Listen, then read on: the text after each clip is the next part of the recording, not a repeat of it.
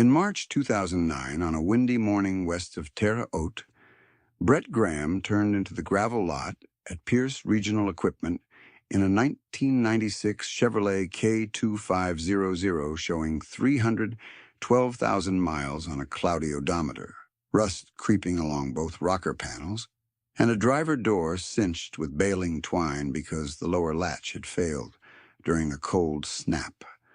He stepped down in patched brown coveralls, insulated boots stitched twice at the toes, and a faded cap darkened by years of sweat and diesel dust. Two younger farmers near the parts counter watched him cross the lot and quietly decided he was one bad season from an auction flyer. Nolan Pierce saw the same image and read it as a sales opportunity. He stood beside a polished diesel pickup with dealer tags, pressed work shirt, clean logo jacket, and boots that looked bought that month. His tone stayed cordial, but the hierarchy was unmistakable. He walked Brett through a package quote for a new four-wheel drive tractor, a matched planter, and a tillage bar financed at 7.25%, with annual payments of $146,880. Nolan called it modernization. He called refusal falling behind. Brett listened without argument, asked for the printed numbers, folded the sheet once, and put it in his jacket. He bought 2 hydraulic couplers, paid cash, and drove home in the same rattling truck. What Nolan did not see was the arithmetic behind the appearance. By that spring, Brett controlled 860 acres total, with 640 owned and 220 leased on 3-year handshake terms that renewed because he paid on time and left fields cleaner than he found them. His own ground had been accumulated over 19 years at an average cost of $2,140 per acre.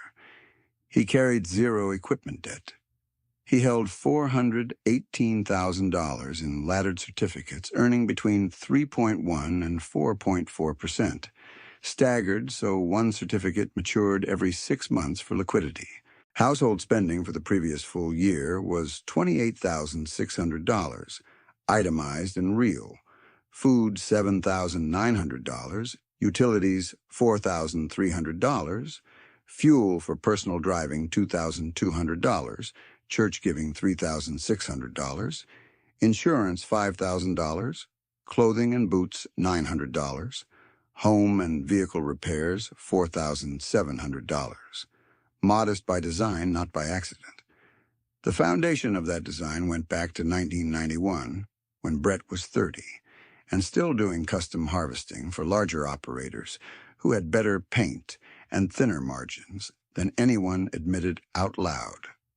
He had spent 4 harvest seasons running other people's combines, charging by the acre in fall and by the hour in wheat country during summer runs. Gross custom income over those 4 years totaled $173,400. After fuel, hired help, truck upkeep, and taxes, he had banked $102,700. Instead of scaling his lifestyle, he kept living in a 2-bedroom farmhouse inherited from an aunt, roof patched but sound, and put every extra dollar into a land envelope in a local bank account that earned very little but stayed untouchable. That year, he bought his first 80 acres for $96,000 cash. No lender meeting, no note, no variable rate risk sitting in the drawer. The place needed tile repair, fence line clearing, and 1 culvert replacement that cost $3,800, and he did all but the culvert work himself on winter weekends.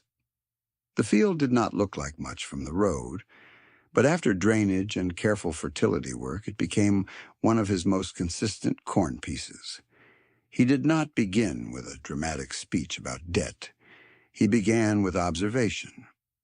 In the late 1980s, he watched capable neighbors lose farms under interest rates they could not renegotiate quickly enough.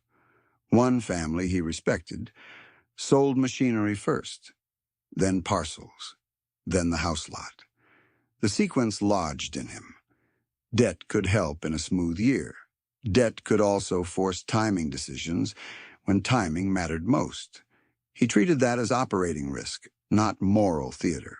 By 1996, after steady yields and continued custom work, he bought a second parcel, 120 acres at $186,000, with 40% down, or $74,400, and financed the balance at a fixed rate that looked acceptable at signing.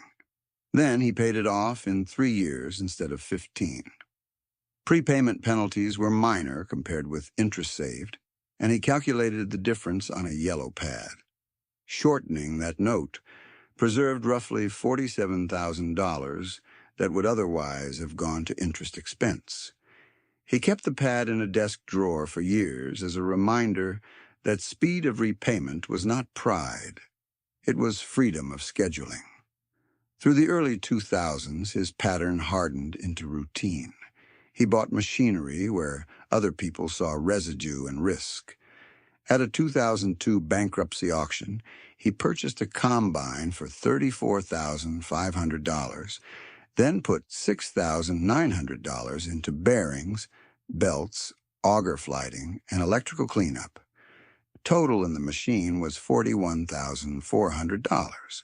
Comparable late-model financed alternatives in his county were moving with yearly payment schedules that often exceeded that full amount.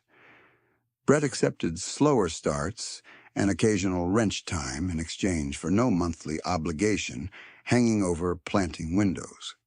He tracked decisions with a ledger style that looked almost severe in its brevity. 1991, first 80 acres, $96,000.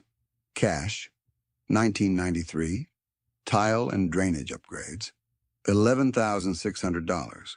Yield response paid back in 4 seasons. 1996, second parcel 120 acres, $186,000, 40% down. 1999, note retired 12 years early.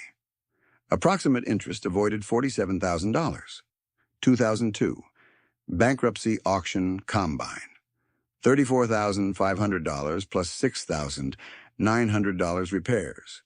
2004, grain storage expansion in phases, $58,200 total, paid over 22 months. 2008, input pre-buy program captured winter discount. Savings $41,200 against spring spot pricing. That sequence looked conservative to critics and deliberate to accountants. It also explained why he could lease additional ground without stretching. Landowners trusted him because he did not miss checks, did not argue over small boundary imperfections, and did not leave compaction damage at lane entries. 3 lease agreements, totaling 220 acres, stayed on handshake renewal cycles, because his reputation had become a form of collateral stronger than glossy brochures. His truck became a county symbol for the wrong reason. People saw the rust and concluded scarcity. They did not see that he maintained it because annual replacement costs on newer pickups did not improve planting accuracy or grain moisture. In 2009, the K2500 consumed about $2,100 in maintenance and tires.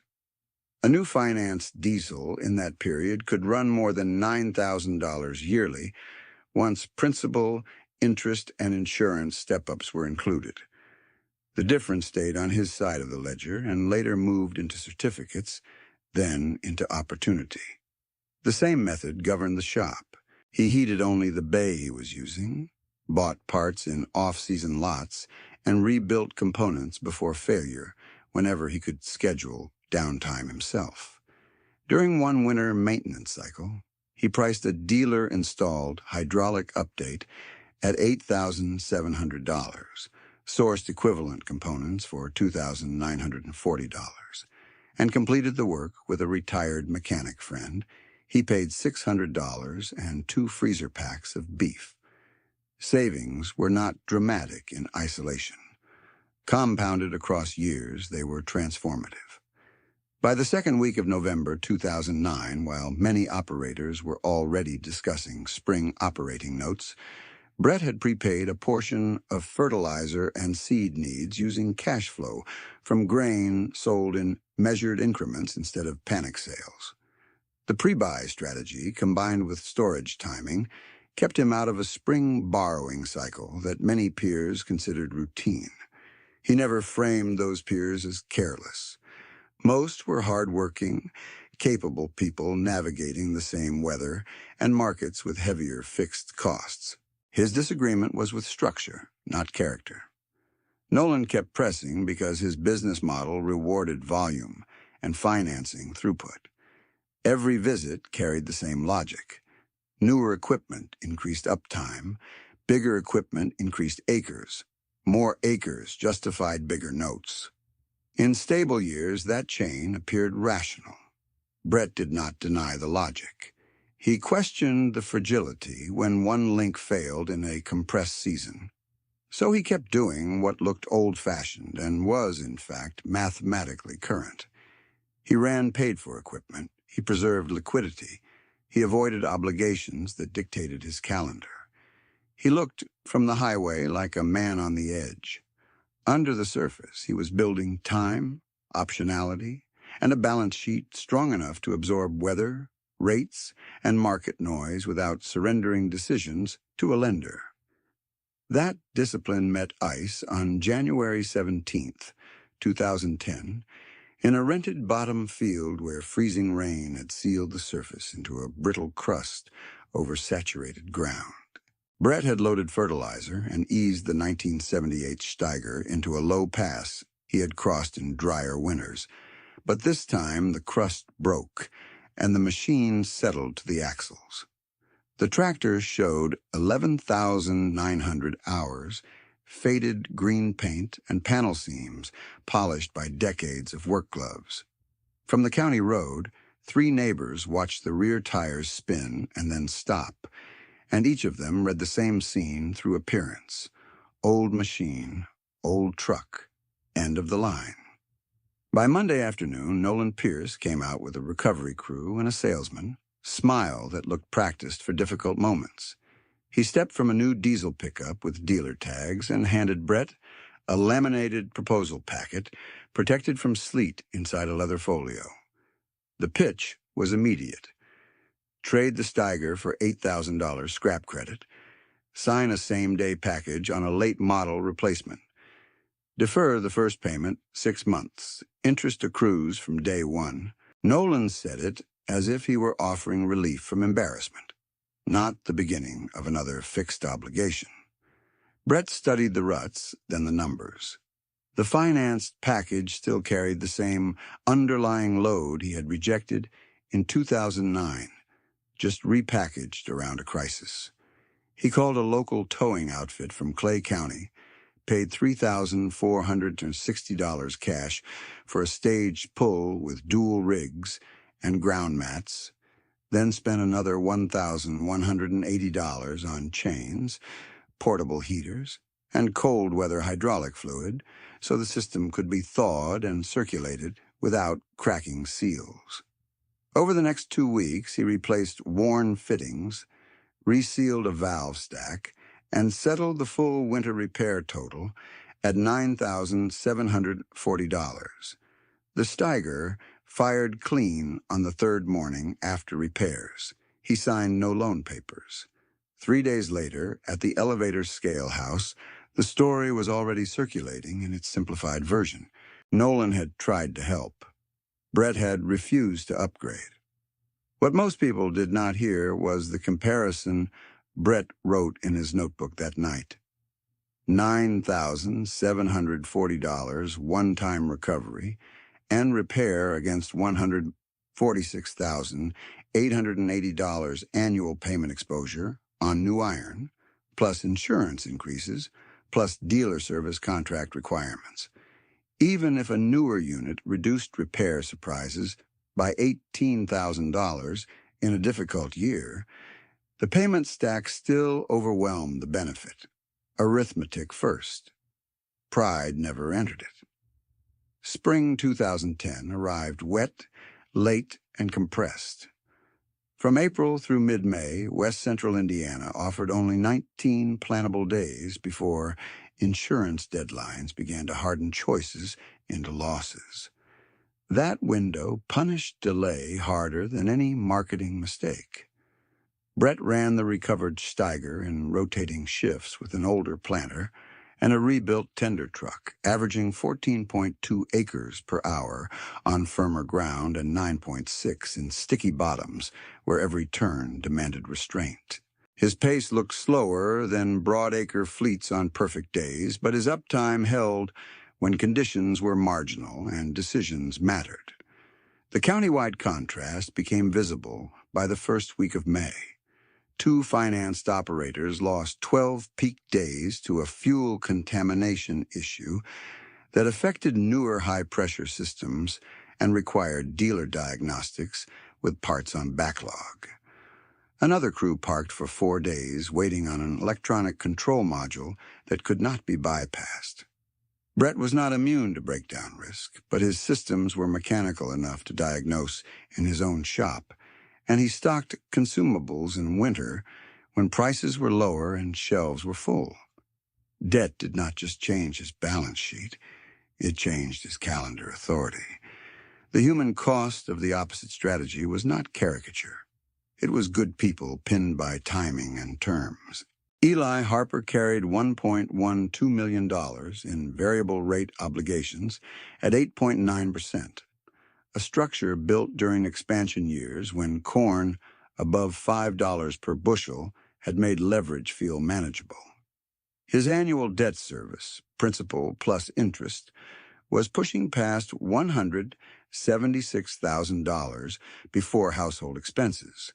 Dana and Luke Morrow held $864,000 across machinery notes and a landline, with blended payments near $132,400 per year and little room if one crop missed. Carla Jensen had $2,000 tied to a newer combine and grain system. Her note structure required throughput she could not guarantee in a wet spring. Miguel Soto, after expanding cattle and corn together, sat at $590,000 in commitments with feed costs rising faster than his hedge coverage. By late June, the outcome of those structures was clear without anyone saying it out loud. Eli sold grain too early to satisfy payment schedules and gave up upside. Dana and Luke delayed a fertilizer pass to preserve cash and paid for it in uneven stands. Carla accepted emergency repair rates because downtime cost more than the invoice. Miguel moved cattle at thinner margins than planned because working capital had narrowed.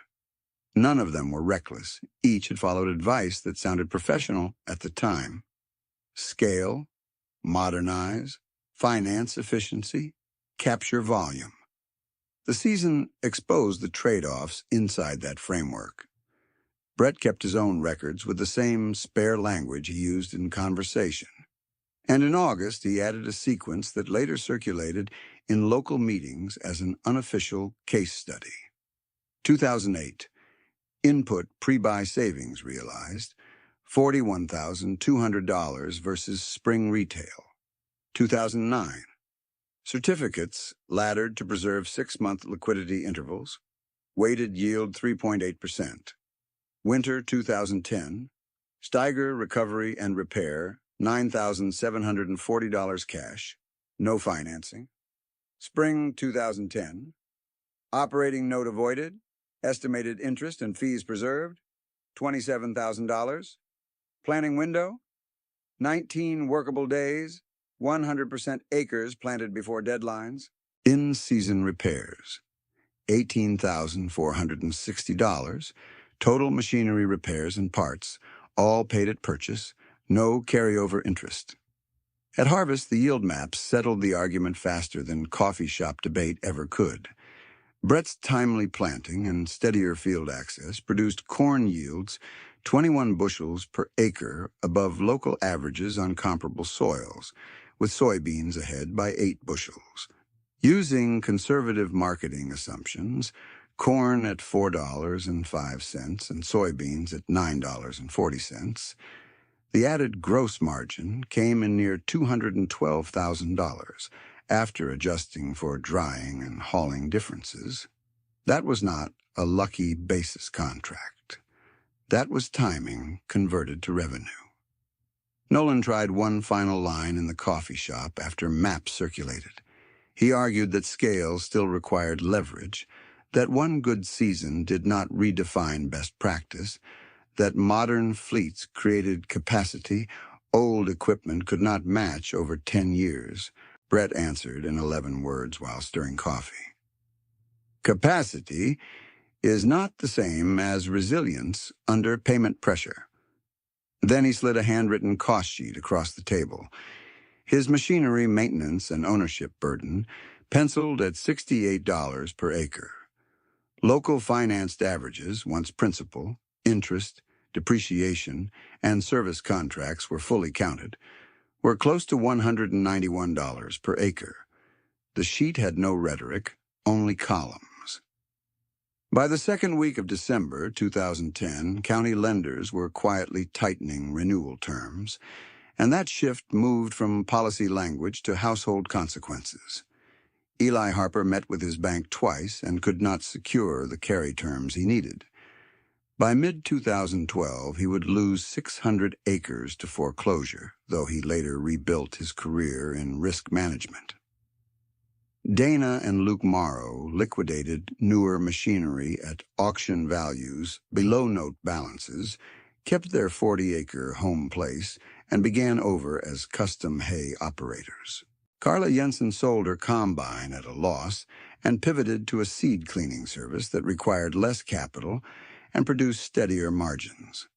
Miguel Soto exited cattle, leased back 120 acres under lower fixed cost terms, and stabilized his operation. Their stories were hard, specific, and dignified. Brett did not celebrate any of it. He saw neighbors under strain and remembered what strain does to judgment. He also saw a narrow opening. Distressed land was coming, and buyers with liquidity would decide who held it next. He began shifting maturing certificates and cash grain proceeds into short-duration treasury positions so funds would stay available without forcing untimely sales. By February 2011, his immediately deployable liquidity and treasury holdings stood above $3.4 million before settlement reserves. From the road, nothing about him looked different. The K2500 still rattled. The door was still tied with twine. The collision came in March 2011 at a county estate auction after a bank workout put 1,120 contiguous acres on the block. Nolan stood near the bidder tent with 3 financed operators who expected Brett to make a symbolic opening bid and step away when numbers rose. Brett stayed in. He bid in measured increments, paused only to recheck tract maps, and when hammer prices settled, he had secured 640 acres, total due at close, $2,016,000. He walked to the settlement table in patched coveralls, handed over identification, and produced a cashier check with no ceremony. Nolan, still beside the rail, called his office to verify because the visual contrast was too sharp for his prior assumptions to absorb. The clerk confirmed the instrument and, when pressed, confirmed that Brett's liquid reserves and treasury positions had exceeded $3.4 million before settlement. Nolan ended the call, looked across the gravel lot at the twine-tied truck, and said to a younger salesman standing next to him, quiet but audible, "I sold monthly payments. He bought time." That sentence marked the end of one argument and the beginning of another practice. Nolan did not vanish. He adjusted. Over the next years, he shifted inventory emphasis toward high-quality used equipment, reduced pressure tactics on marginal buyers, and built lower-risk term structures that matched cash flow realities instead of showroom ambitions. He would retire in 2022, known less for volume than for straight dealing, which in that county became a stronger legacy than one more record quarter. Brett kept farming the same way, now with more owned ground and the same restrained household budget. Discipline that had built the base in the first place. He remained understated in public, precise in private records, and stubborn about one principle proven twice over. Debt can purchase capacity, but in a compressed season, it can also purchase fragility at full price. He said it without raising his voice, then folded the cost sheet, set cash on the counter for coffee, and walked back to the gravel lot where the 1996 Chevrolet waited with salt streaks on the fenders and baling twine still biting into the driver door seam. Nolan watched him leave, and for the first time in years, he did not follow with another financing packet. That evening, under a single yellow bulb above a scarred kitchen table, Brett opened 3 binders, 2 check registers, and a steel cash box of paid invoices because he measured major decisions the same way he measured planting depth. Not by impression, by numbers. The March auction had been dramatic to outside eyes, but inside his records it was a controlled transfer of liquidity into productive ground. Purchase price was $2,016,000 for 640 acres. Closing costs, title work, prorated taxes, and legal filings added $48,320.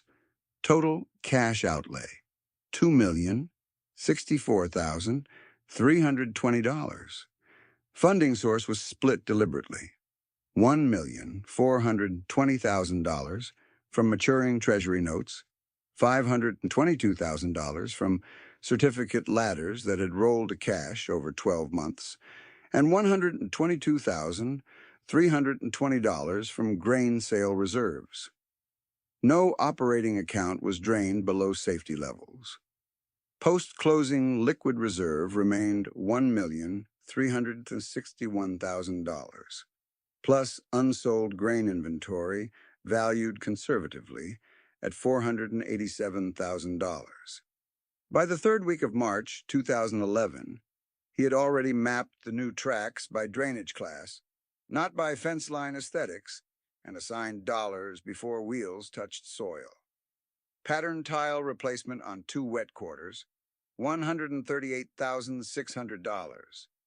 Culvert and lane stabilization, where trucks had cut ruts for years, $27,900.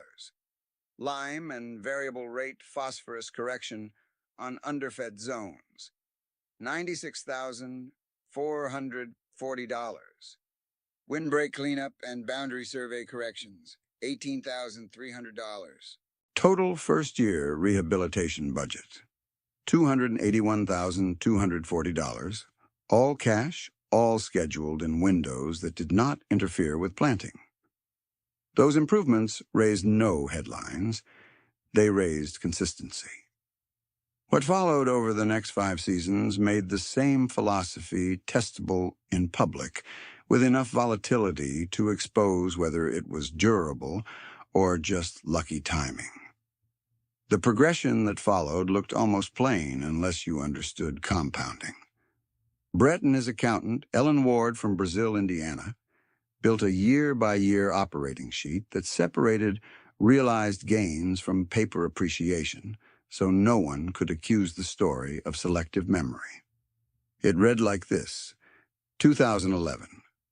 Farmed 860 acres directly, with interim rent income on portions of newly acquired ground still under prior tenancy, $81,640.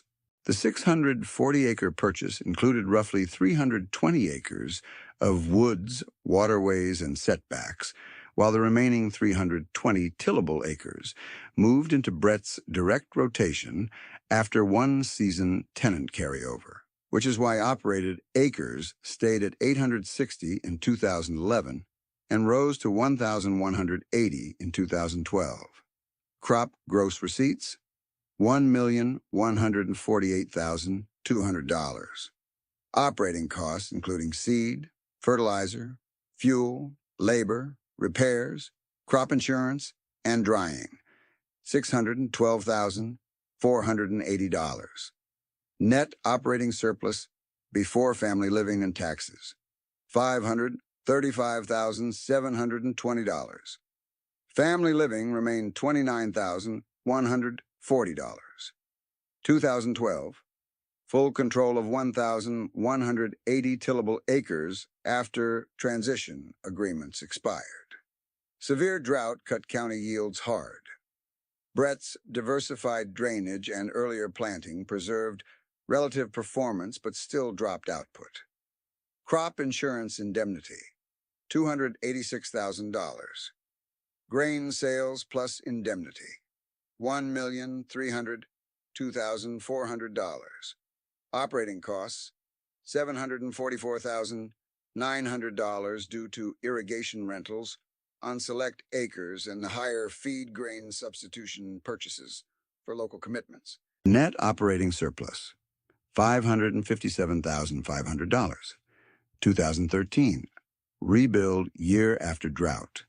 Corn averaged 191 bushels on owned prime ground, soybeans 56.4. Gross receipts, $1,684,300. Operating costs, $801,200. Net operating surplus, $883,100. Capital improvements paid cash, $174,000 for used grain handling upgrades and bin fan retrofits that lowered drying losses. 2014, commodity price compression. Corn average sale price fell near $3.68, soybeans near $10.12, with basis volatility. Gross receipts dropped to $1,321,600 even, with solid yields. Operating costs held at $700,000 to $77,400 through off-season input procurement. Net operating surplus, $544,200. 2015, incremental expansion by lease substitution, not debt finance purchase. Controlled acres reached 1,420 with flexible cash rent clauses tied to yield bands. Gross receipts, $1,742,800. Operating costs, $938,500. Net operating surplus, $804,300. 2016, stable production year. Gross receipts, $1,796,100. Operating costs, $956,800.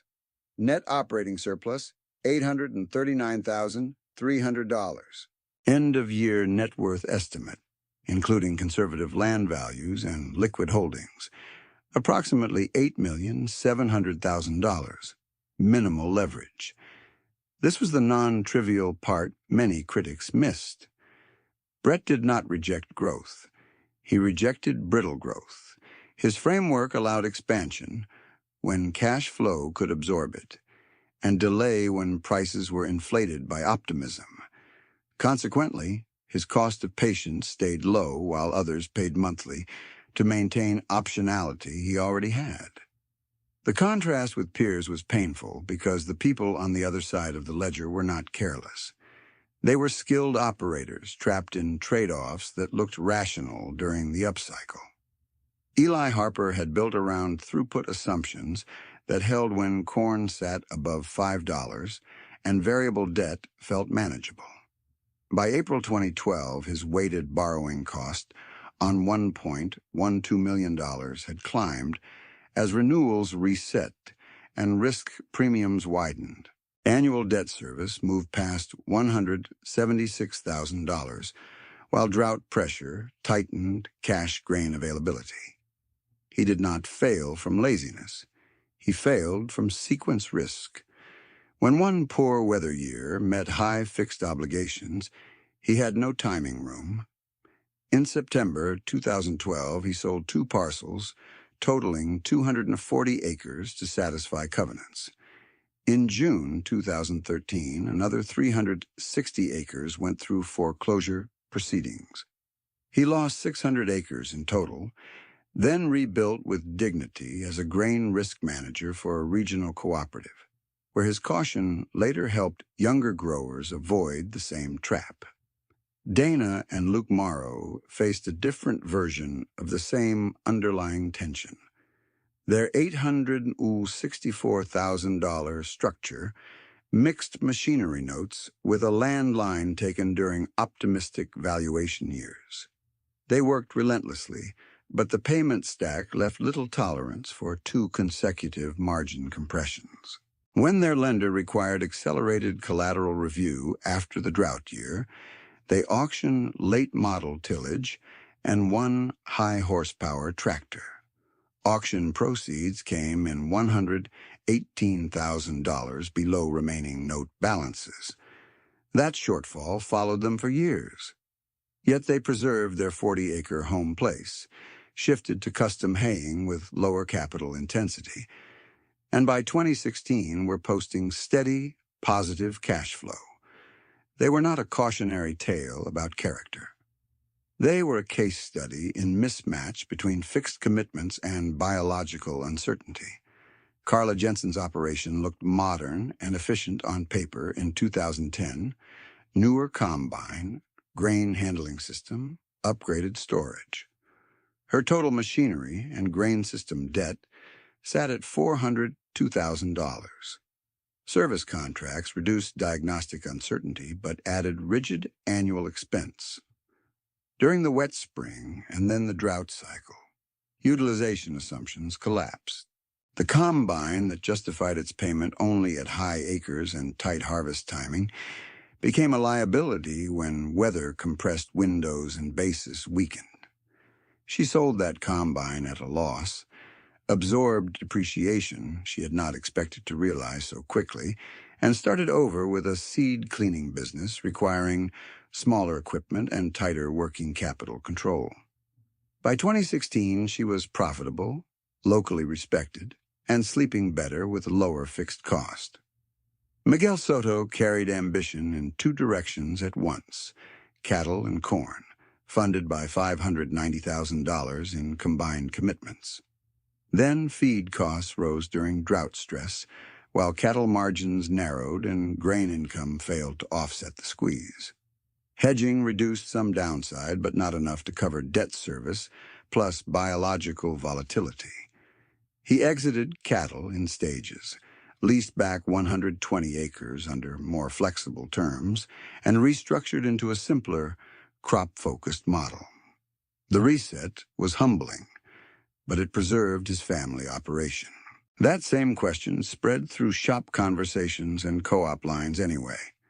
Were annual payments buying productive capacity, or were they buying calendar pressure that became expensive when weather turned? The crisis phase that truly separated structures arrived in a chain, not a single blow. First came drought in 2012. Then insurance and lender scrutiny tightened through 2013. Then commodity prices reset downward in 2014, while input costs stayed stubborn. In Indiana, that combination punished anyone carrying high fixed annual obligations. Brett absorbed the same weather and the same market tape, but his zero-equipment debt posture changed the outcome mechanics. When drought cut yield potential, he was able to prioritize agronomic decisions over lender optics. He reduced late-season passes on fields unlikely to return input cost, redirected labor to preserve harvest efficiency on stronger acres, and avoided panic grain sales because no machinery payment date forced cash extraction. During the autumn basis swings, he sold in tranches and captured better average pricing than peers who had to move bushels to satisfy notes. The result was not spectacular in any single load ticket. It was materially better across the full year. 3 days after a July 2012 crop tour, Ellen Ward called with a blunt assessment from regional bank chatter. Renewals would be tighter, collateral haircuts larger, and variable spreads less forgiving for operators near covenant edges. Brett did not need emergency restructuring, but he acted anyway.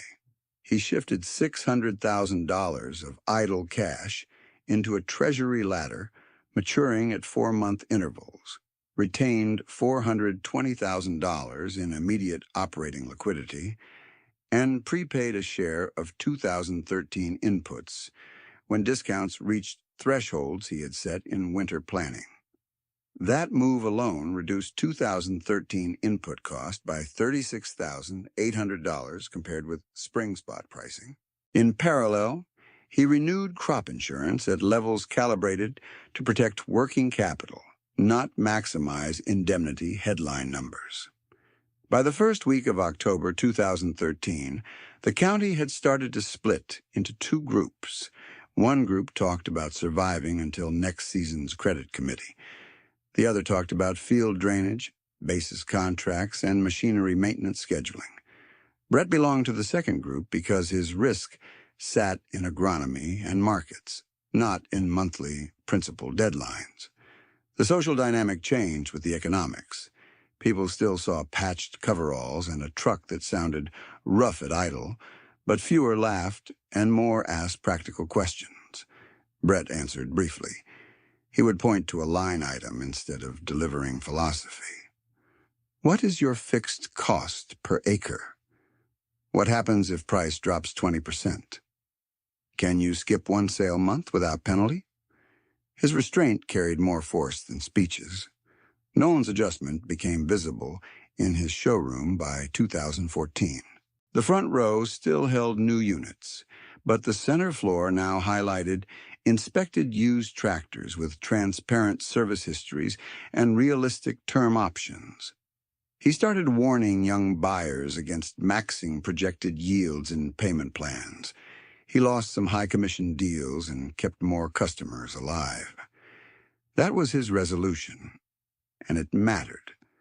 By late winter 2015, the same recovered 1978 Steiger that had been written off in a frozen field was still running spring support duty, not as a museum piece, but as a paid-for asset with known behavior, known parts sources, and no bank claim attached. It did not symbolize nostalgia. It symbolized control. Winter closed on 2014 with Brett still profitable under price compression, and the same discipline that had carried him through tighter years remained intact. Liquidity protected first, fixed costs held down, and expansion filtered through survivability rather than speed. As planning turned toward the next cycle, that framework moved from private operating choices into decisions that would affect other balance sheets in the county. In the first week of March 2015, the Steiger was idling outside Brett's shop with a faint gray exhaust ribbon and a heater cord still coiled on the hitch, and Nolan Pierce had pulled in to drop off a parts catalog he thought Brett might actually use. Nolan noticed 2 envelopes on the workbench marked Cashier Check Request, each with 6 figures written in thick pencil. He did not ask immediately. He had learned that Brett answered direct questions and ignored decorative ones. Brett wiped his hands, looked at the envelopes, and said, "I need verified funds letters by Friday." "For land?" Nolan asked. "For people," Brett said. That answer would have sounded evasive 5 years earlier. In 2015, it sounded like planning. Nolan stayed while Brett called Wabash Heritage Bank in Terre Haute and requested a same-day appointment with senior lender Marlene Voss. The call was brief, practical, and resolved before he hung up. Marlene asked for account authorizations, treasury statements, and settlement drafts. Brett said he would bring originals at 2:00. At the bank, the reveal happened in a glass conference room with bad coffee and fluorescent lights, not on a stage. Marlene spread 3 statement packets in a clean row and confirmed balances allowed for the file, while her assistant printed the verification letters. Liquid cash across operating and reserve accounts stood at $2,184,600. Laddered certificates and short treasuries maturing within 18 months totaled $1,247,300. Marketable grain inventory hedged and marked at conservative basis values added $612,000. Unencumbered land value, after applying a discount to local comparables, was recorded at $4,703,000. Equipment value, net of realistic auction estimates, was $486,000. Total assets, $9,232,900. Total liabilities, including a small carry balance on prepaid inputs and property tax accruals, $514,800. Verified net worth, $8,718,100. Nolan had come in for an unrelated floor plan document and paused when Marlene read the final number. He did not interrupt. He only looked once toward the parking lot, where the rusted K2500 sat between two polished crossovers. The visual contradiction had become mathematical fact in front of witnesses and signatures. Marlene slid the verification letters forward. "How much are you allocating?" she asked. "Up to $1,020,000, Brett said. "For acquisitions?" "For notes, scholarships, and one discounted sale." Nolan exhaled slowly, nodded once, and said nothing for several seconds. Then he gave the smallest smile Brett had ever seen on him and answered with plain respect. "You were not buying iron. You were buying room." That afternoon, Brett opened a separate account titled Graham Working Hands Fund, seated at $1,020,000. The terms were simple and rigid: zero interest notes only, productive use only, annual record review required. Each borrower had to mentor one new operator for at least 2 seasons before final payoff release. He hired attorney Jill Hanratty to draft identical contracts so no one could claim favoritism, and he paid her $14,200 to keep the language enforceable but readable. What followed was structured generosity under enforceable rules, built to test whether disciplined terms could widen survivability without recreating the same leverage trap. The first note closed 10 days later for Owen Klein, age 31, farming 180 acres on a thin lease margin after his father's illness had drained family reserves. Owen needed a used 12-row planter, opener rebuilds, and a tender trailer. Dealer terms were quoted at 6.8%, with annual payments near $24,900 over 6 years. Brett's note was $120,000 at zero interest over 8 years. Annual principal payment $15,000. First payment deferred until after harvest, with one hard condition. Owen had to keep total fixed debt service under 12% of gross receipts.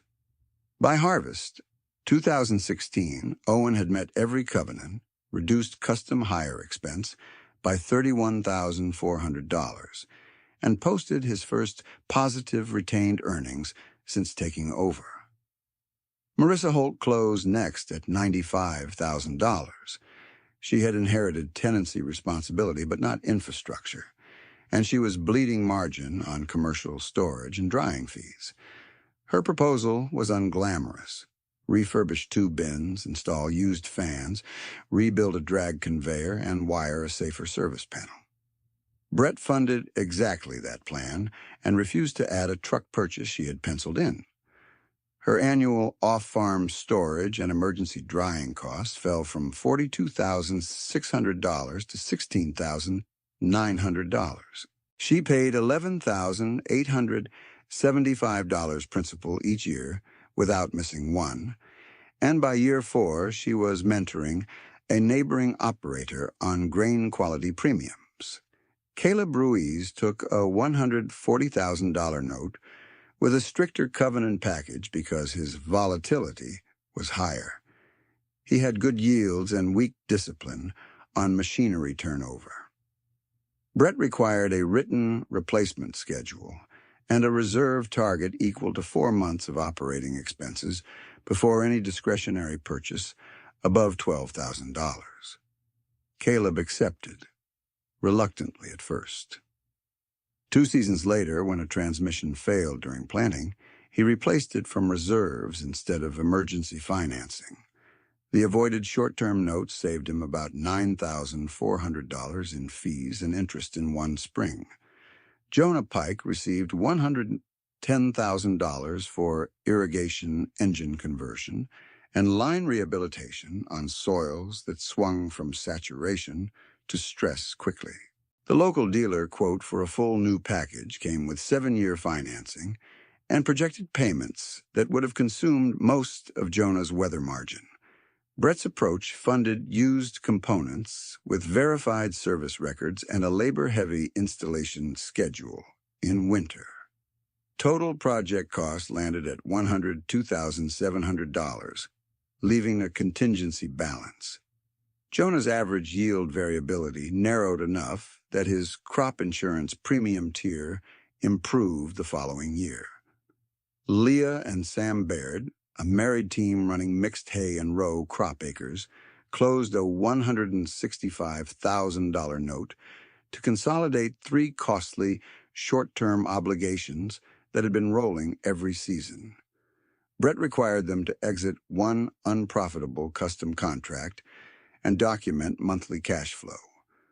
The restructuring lowered their annual debt burden by $28,300 in year 1 alone, and they began principal prepayments in year 3. Miguel Soto accepted the final $150,000 note after he exited cattle and needed to stabilize a simplified crop plan with a leased back acreage under a lower fixed cost model. Brett did not rescue his old model. He financed the transition itself, lease termination penalties, soil amendments for neglected acres, and working capital to avoid distressed grain sales. Miguel's gross receipts were lower in the first year, but his fixed costs dropped fast enough that net cash improved. He called it the first season he slept through June storms. Those 6 notes totaled $780,000 exactly, each 0 interest, each with covenants, each tied to mentorship. Brett did not hand out checks in public. He closed them in offices, over legal pads, and sometimes at that same kitchen table with the scarred edge. Quiet money, documented terms. By September 2015, he funded the second track, $240,000 for ag mechanics, scholarships through Wabash Valley Technical College. The program awarded 24 students $10,000 each over 3 cohorts, paid directly to tuition and tool accounts, with an agreement that recipients complete at least 1 internship at a local independent shop rather than only dealer chains. The first cohort had 8 students. 7 completed on time. 1 extended by a semester and still finished. Within 2 years, 5 were working in county shops that reduced repair backlogs for small operators who could not wait 3 weeks for dealer queues. The scholarship was not charity detached from operations. It repaired a labor bottleneck that had been raising everyone's downtime costs. The third move was the most controversial because it looked like leaving money on the table. In January 2016, Brett sold 160 acres on the county's eastern edge to Tyler and Naomi Reed at $5,200 per acre when nearby comparable sales were averaging about $7,900. Sale total was $832,000. Market equivalent was roughly $1,264,000. He transferred immediate equity of $432,000 to a beginning couple with solid records and almost no collateral depth. Why that much discount? Because their projected debt service at market price would have exceeded safe thresholds by year 2 under conservative commodity assumptions. At Brett's price, their fixed annual land payment stayed below $62,000 on a structure they could carry through a weak cycle. They became solvent on day 1, not someday. That decision split coffee shop opinion more than any auction ever did, with one side valuing immediate price maximization and the other weighing survivability across a full 10-season cycle. The deeper examination came when Ellen Ward compiled the first full 6-year impact file in late 2016, and she wrote it with the restraint of an auditor. Brett's direct financial concession, measured as below-market return and explicit discounts, totaled 3 categories: zero interest opportunity cost on $780,000 notes, approximately $168,480 over average note lives, using a conservative 4.5% benchmark. Scholarship outlay, $240,000 with no expected repayment. Land sale discount, $432,000 transferred equity. Combined concession value, about $840,480 to $840,500 depending on rate assumptions. Now the counterweight. The 6 borrowers generated documented annual fixed cost reductions and margin improvements that, aggregated, exceeded $312,000 by their 3rd full operating year. Owen and Marissa alone accounted for $57,100. Caleb added resilience value that appeared as avoided emergency borrowing. Leah and Sam's consolidation removed rollover penalties that had been compounding quietly. Miguel's transition eliminated recurring losses from an unworkable enterprise mix. If those improvements held even at 70% of year 3 levels over a decade, the group-level retained capital would surpass $2,100,000, not counting land appreciation or secondary hiring effects. The mentorship covenant produced a second multiplier. Each of the 6 borrowers brought in 1 newcomer by contract. 4 of those 6 mentees later took on acreage with lower starting debt because they had shared access to repaired equipment, shop knowledge, and budgeting templates. Ellen counted only verified outcomes. By 2021, the first ring of 6 plus second ring of 4 operators controlled 3,460 acres, with weighted fixed debt service ratios materially below county averages. Their combined net worth, using conservative land valuations and net equipment estimates, was $16,400,000. Brett did not own those assets. His structure helped keep them in local hands. Even Nolan's side of the ledger changed. After shifting toward inspected used inventory and realistic terms, his dealership posted lower peak margins but fewer defaults and repossession losses. He told a younger salesman in 2018 with no cameras around, "High commission is easy. Sustainable customers are harder." When he retired in 2022, farmers who had once avoided his lot attended his farewell lunch. By the end of that filing season, Brett's own book still looked familiar. Patched coveralls. Household spending kept near $30,000. The same truck, now deep into the 340,000-mile range. The recovered Steiger serviced and ready each spring. But one line on Ellen's final page explained why the county kept repeating the story. Net worth near $8.7 million with minimal leverage was notable. What endured was the conversion path. Time protected by debt restraint, then time converted into other people's solvency. Ellen Ward capped her pen, slid the impact file into a manila folder, and wrote one more line on the cover for internal indexing. Active review. Annual updates required. Brett read the line, nodded once, and asked only whether every note covenant had a measurable field for mentorship hours, fixed cost ratio, and reserve balance. Ellen said yes. He stood, carried the folder to the steel cabinet by the kitchen doorway, and shelved it beside paid tax records and land abstracts, because in his framework, generosity was not sentiment without structure. It was a managed asset class with social return targets. Before we go any further, if you want to know how those targets performed over a full cycle, subscribe and stay with the numbers, because this is where intention either holds up under pressure or falls apart under weather and markets.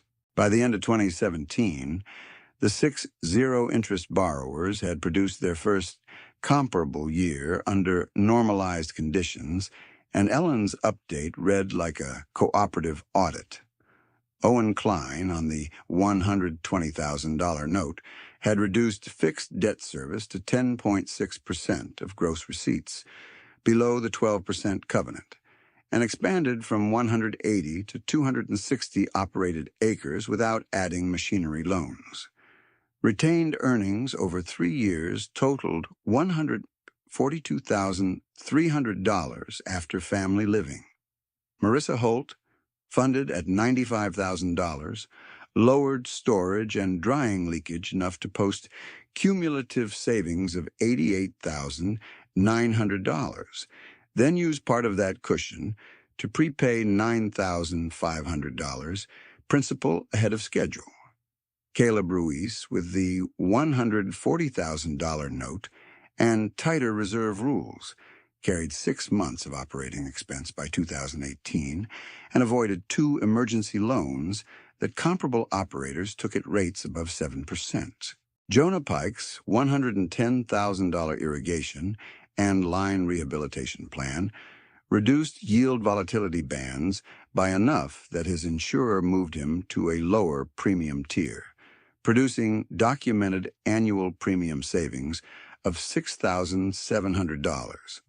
Leah and Sam Baird, on $165,000, eliminated rollover debt entirely by year 4 and began booking custom hay contracts only inside a mileage and margin rule they could enforce.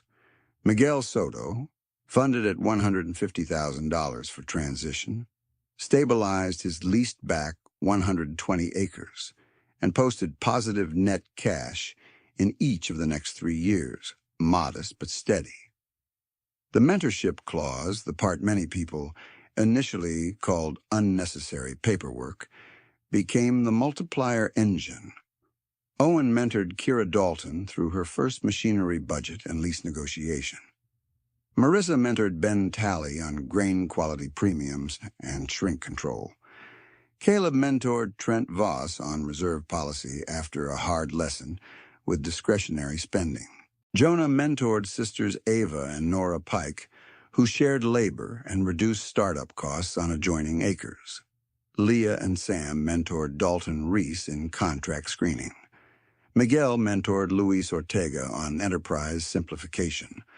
4 of those 6 mentees moved into meaningful acreage by 2021, and none of the 4 started with debt service above the thresholds that had hurt the previous generation. That was the non-trivial shift. 1 disciplined lender replaced 6 fragile plans with 6 durable plans, and those 6 generated 4 more without a bank campaign or policy mandate.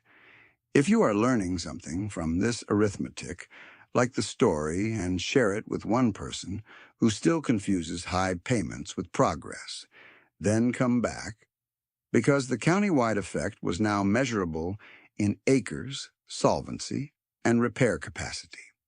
By harvest 2019, Wabash Valley Technical College had graduated the first 3 scholarship cohorts, funded by Brett's $240,000 commitment.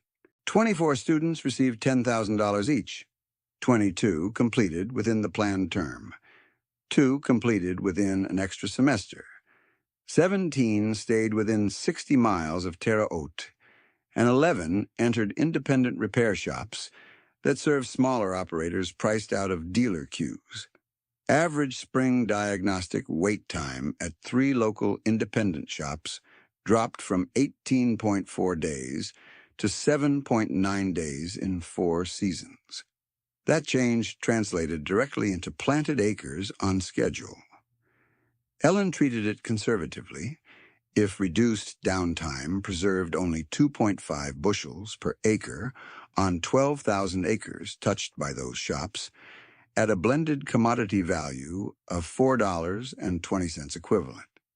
The annual gross preservation was about $126,000. One scholarship line item had become recurring production resilience. The discounted land sale to Tyler and Naomi Reed, the one that drew the most coffee shop criticism, looked clearer with a distance. They purchased 160 acres at $5,200 per acre, total $832,000, when local comparables were near $7,900. Their immediate equity position remained roughly $432,000, and that cushion changed every refinancing conversation they ever had. In the 2018 wet spring, they absorbed delayed planting without violating debt covenants. In the 2020 market disruption, they met obligations without distressed grain sales. By 2023, after conservative principal reduction and land appreciation, their equity exceeded $1,050,000, and they had hired one full-time employee with benefits. Critics had called the discount a gift. Brett called it a solvency transfer, priced to survive bad years. Let me stop here and ask you something. When you see a producer in worn coveralls and an old pickup, do you assume decline, or do you ask for the fixed cost ratio first? Put your answer in the comments, then watch how Nolan Pierce answered that same question with his own career. Nolan's resolution was quieter than people expected, and stronger than one dramatic apology. He kept his dealership, but from 2014 forward, he shifted floor space toward inspected used inventory, posted transparent service histories, and rejected term structures that required heroic yield assumptions. He trained younger sales staff to run stress tests at lower price decks before presenting payment schedules. Commission peaks fell. Customer defaults fell faster. Internal records later shared at his retirement lunch showed repossessions down 43% over 6 years and voluntary restructures up, meaning farmers asked for help before collapse. Nolan retired in 2022 with a reputation no one would have predicted in 2009. Not the man who pushed dead hardest, but the man who learned publicly and sold within risk reality. He repeated one sentence that afternoon to a room of farmers and mechanics.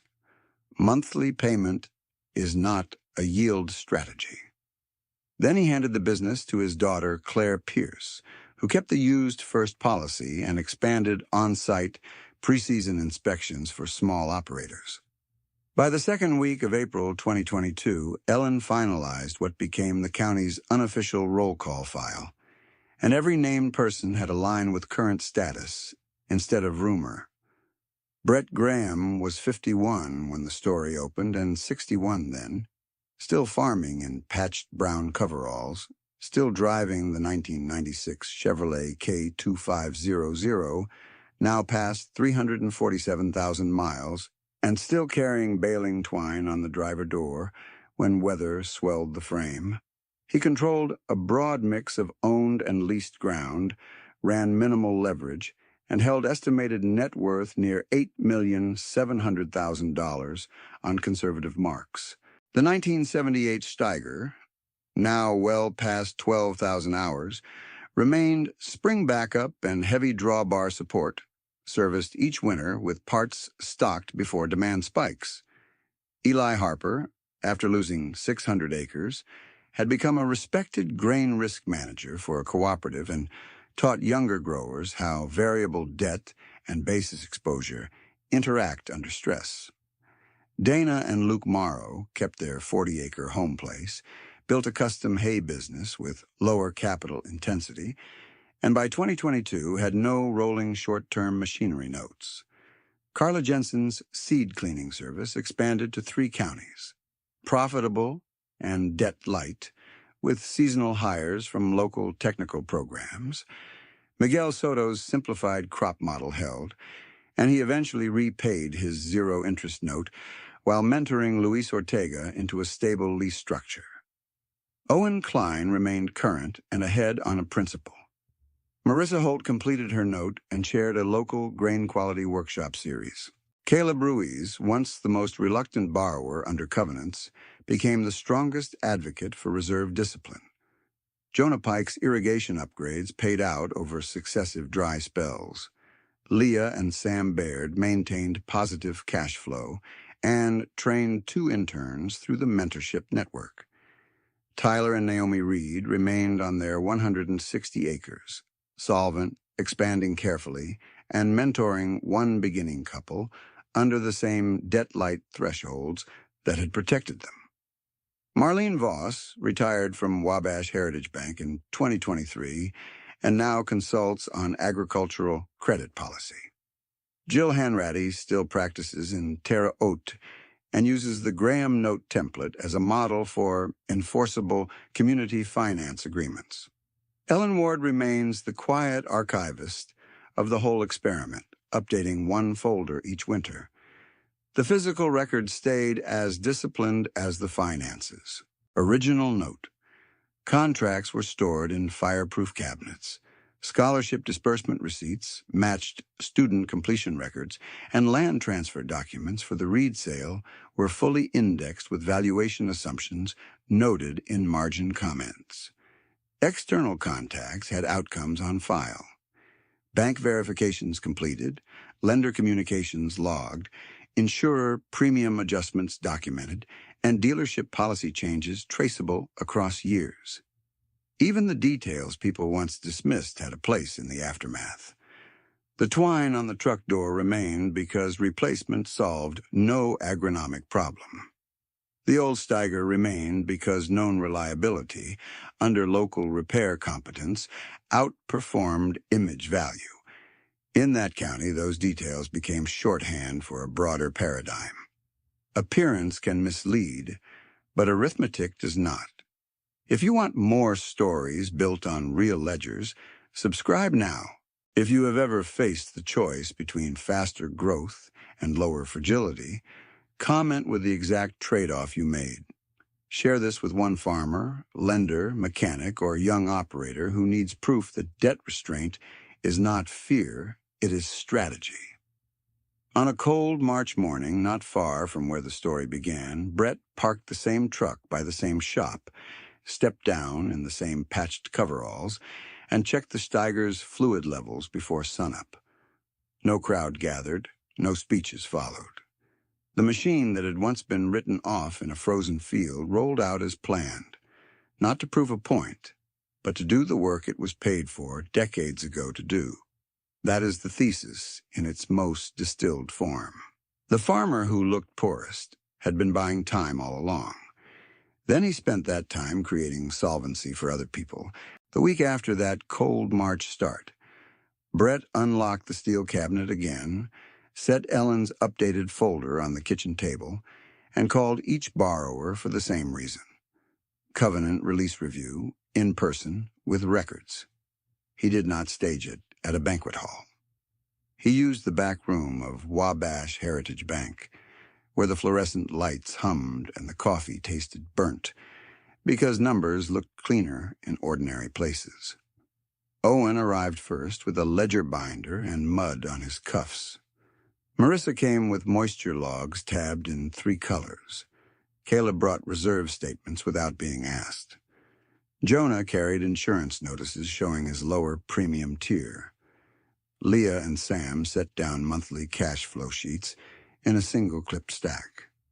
Miguel walked in last, nodded once at Brett, and placed a cashier check for his final principal installment on the table. Marlene Voss, now consulting part-time after retirement, sat in as witness at Brett's request, and read each account status aloud for the file. Owen's zero-interest note, original principal $120,000, had been paid in full 18 months early. His fixed debt service ratio averaged 10.2% over the previous 3 years, below covenant in every quarter, and he had mentored Kira Dalton through 2 complete crop plans with documented hours. Marissa's $95,000 note closed on schedule with 3 early principal prepayments, totaling $21,375. Her storage loss reductions, verified by scale tickets and moisture penalties avoided, came to $93,440 cumulative. Caleb's $140,000 note still held a balance of $38,000, but his reserve account stood at $184,200, equal to more than 6 months of operating expense, and his mentorship to Trent Voss had produced 1 additional operator with no rolling equipment note.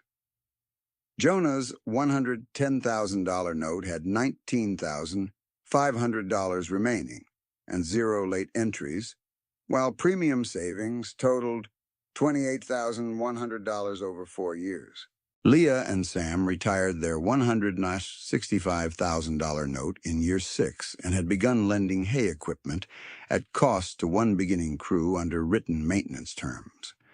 Miguel, on the $150,000 transition note, had paid every installment and that day closed the balance to 0. No one clapped. Brett signed 4 covenant release forms and 2 continuation amendments for Caleb and Jonah, then slid each document across for signatures. Marlene notarized them in sequence. Jill Hanratty had drafted those forms years earlier. Now she appeared in person for final legal closure, checked each acknowledgement, and stamped the originals before placing them in a fire-proof transfer pouch marked Archive Complete. The physical evidence chain that had started with envelopes and legal pads ended in organized binders. Closed notes, open notes, scholarship files, land transfer abstracts, all indexed and duplicated in bank vault storage and Ellen's encrypted records. Nothing was left loose in a desk drawer. By late April 2024, the multiplier effect was no longer a projection. Ellen presented it in plain language at the county extension meeting, using only verified records. Brett's direct concession remained roughly $840,500 when opportunity cost, scholarships, and discounted land equity were combined. The first ring recipients and 4 second ring mentees now controlled 3,980 acres under debt-light structures. Their aggregated retained capital since entry, net of family living and taxes, exceeded $3,460,000. They had hired 13 full-time equivalent workers across farms, repair shops, and seed handling, and none of the 10 operations had entered forced restructuring. Ellen ended with one line that stayed with people because it was precise and unadorned. 1 disciplined balance sheet reduced fragility for 10 balance sheets. Nolan Pierce attended that same meeting from the back row, no logo jacket, no sales packet in hand. His role had shifted from persuader to cautionary elder before retirement, and now Claire Pierce, his daughter, ran day-to-day operations with the used-first policy he had adopted after Brett's auction win. During the break, he stood beside a display of rebuilt planter meters and told 2 younger salesmen what he had once told one, but this time with a context and accountability. When I pushed payment size over survivability, I called it growth. It was only growth if weather cooperated. That was my error. He did not dramatize remorse. He changed procedure. The dealership's 2024 customer review sheet required 3 stress scenarios before any financing quote left the desk: lower yield, lower price, higher repair year. If the payment failed 2 of 3, Claire rejected the term. Repossessions stayed low. Repeat customers stayed high. Nolan's fate was clear and complete. He retired in 2022 with his reputation repaired by changed conduct. And in retirement, he taught risk screening workshops twice each winter without charging a fee. In June, under hot wind and a sky that threatened storms by dusk, Brett hosted a field walk on the 160 acres he sold to Tyler and Naomi Reed. The point was not sentiment. It was verification. Tyler laid out maps showing principal paid, equity built, and tile lines repaired since purchase at $5,200 per acre. Naomi handed around a 2-page budget that compared their actual fixed obligations against what they would have faced at market price near $7,900. Annual debt service under Brett's price stayed below $62,000. At market terms, it would have started near $96,000 with less room for bad years. The avoided burden, over 8 seasons, had preserved enough cash for equipment reserves, 1 employee with benefits, and a mentorship stipend for a beginning couple named Aaron and Delia Knox. The discounted sale had not ended with one family's solvency. It had opened another. A month later, Ellen completed the final roll call update in the same kitchen where the first binders had been stacked years earlier. She read each name and status, while Brett checked file tabs against originals. Eli Harper, Cooperative Grain Risk Manager, still teaching basis and variable rate exposure. Dana and Luke Morrow, custom hay operators on their 40-acre home place. No rolling machinery note. Carla Jensen, seed cleaning owner across 3 counties, profitable and debt light. Miguel Soto, crop-focused and stable, note closed, mentoring Luis Ortega, who now held a secure lease with reserve targets in writing. Noah Mercer, previously conflated in a duplicate borrower index with Miguel Soto, now reconciled in the master archive as the same transition file. No separate principal balance, completion status closed at 0, covenant compliance fully documented, mentorship linkage to Luis Ortega retained under the corrected record. Owen Klein expanded carefully in mentoring Kira Dalton, who had started her own 140-acre operation with shared equipment and controlled fixed costs. Marissa Holt, note complete, grain quality workshop chair. Caleb Ruiz, balance remaining but reserve strong, mentoring Trent Voss, who had avoided his first high-interest seasonal note by following reserve policy. Jonah Pike, near payoff, lower premium tier sustained.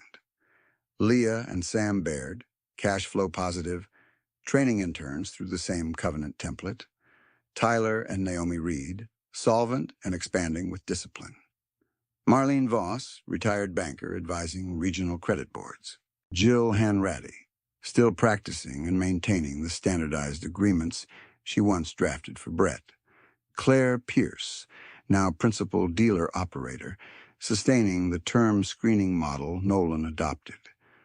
Nolan Pierce, retired, present in community, publicly aligned with survivability first sales. Ellen Ward still maintaining annual audits. Then she looked up and added the final entries tied to strange details people once treated as jokes. The twine on the truck door, replaced twice, still there by choice because a new latch solved no production problem. The 1996 K2500, 347,000 miles into 2022, now beyond 360,000, still insured, still running local routes. The 1978 Steiger, pulled from frozen ground, winter-sealed, spring-tested, still used as backup and heavy drawbar support, with parts inventory labeled by shelf and purchase date. The printed financing packet Nolan first gave Brett in 2009. Filed and preserved, annotated with Brett's handwritten comparison between annual payment exposure and repair cost. That single sheet had become a teaching aid at extension meetings when young operators asked where the margin vanished. On the first Monday of October 2025, before sunrise, Brett stepped from the same truck in patched coveralls and checked the Steiger's coolant, hydraulics, and hitch pins by flashlight. The county road was quiet. No cameras, no speeches. Grain prices were ordinary. Moisture was a little high. Work waited. He climbed into the cab, turned the key, listened for the familiar rise to idle, and rolled toward a field edge already silvered with frost. Behind him sat land bought below noise, notes written below market ego, and files closed with signatures instead of stories. If anyone still wanted a grand moral, the county had already settled on one that required no performance. Appearance had misled them. Arithmetic had corrected them. Debt had promised speed and often delivered pressure. Discipline had looked slow and delivered control. A tractor pulled from a frozen field, Outworked financed fleets, and the surplus from that decision financed other people's second starts. Brett never called it a legacy. He called it keeping options open. The results were visible anyway, row by row, ledger by ledger, season after season, in a place where the poorest-looking farmer had spent decades buying time, and then spent that time well,